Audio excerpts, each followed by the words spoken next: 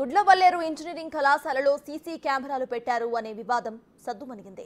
CM ఆదేశాలతో Gudlavalleru engineering కళాశాల ఘటనపై విచారణ వేగవంతం చేశారు పోలీసులు. విద్యార్థినులు, కళాశాల సిబ్బంది, తల్లిదండ్రుల సమక్షంలోనే హాస్టల్ మొత్తం కూడా తనిఖీలు చేశారు.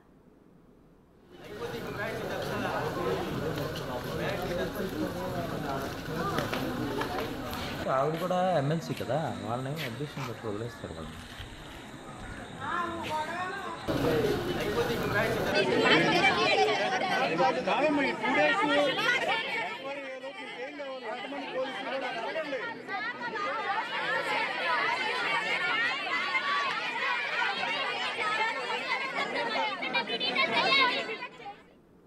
ఎలక్ట్రానిక్ డివైజెస్ ను గుర్తించే పరికరాలతో హాస్టల్లో అనుమానపు తనిఖీలు చేశారు. అయితే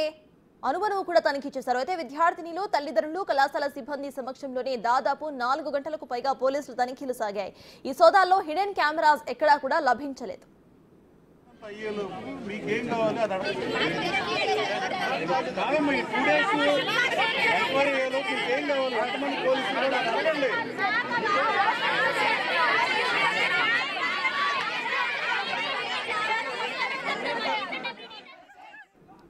విద్యార్థుల సమక్షంలోనే తనిఖీలు చేయడంతో వారు సంతృప్తిని వ్యక్తం చేశారు. ఆందోళనను విరమించారు విద్యార్థులు. ఇదే విషయంలో యాజమాన్యం స్పందించింది. సోమవారం వరకు సెలవును ప్రకటించింది. ఇక మరోసారి విచారణ చేపడతామని అన్నారు కళాశాల యాజమాన్యం.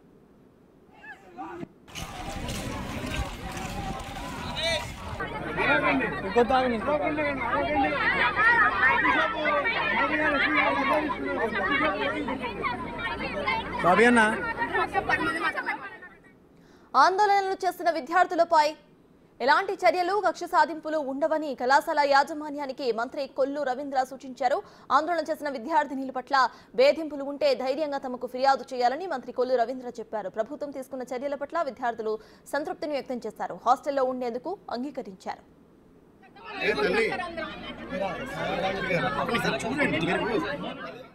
ఈ ఘటనపై కేసు నమోదు చేసి దర్యాప్తును ప్రారంభించారు పోలీసులు. సాంకేతిక బృందంతో కమిటీ ఏర్పాటు చేశారు. ఆరోపణలు వచ్చిన విద్యార్థిని పోలీసులు అదుపులోకి తీసుకున్నారు.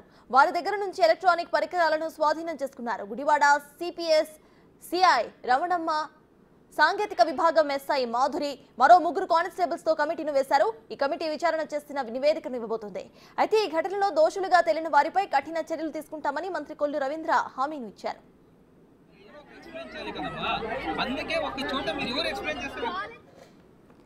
ఈ గుడ్లవల్లేరు ఘటనకు సంబంధించిన అప్డేట్స్ మా ప్రతినిధి శివ అందిస్తారు. శివ, చెప్పండి. అటు హిడెన్ కెమెరాస్ ఏమీ లేవంటూ పోలీసులు తేల్చి చెప్పడం మనం ప్రెజెంట్ చూస్తున్నాము. ప్రెజెంట్ అక్కడ అప్డేట్స్ ఏంటి?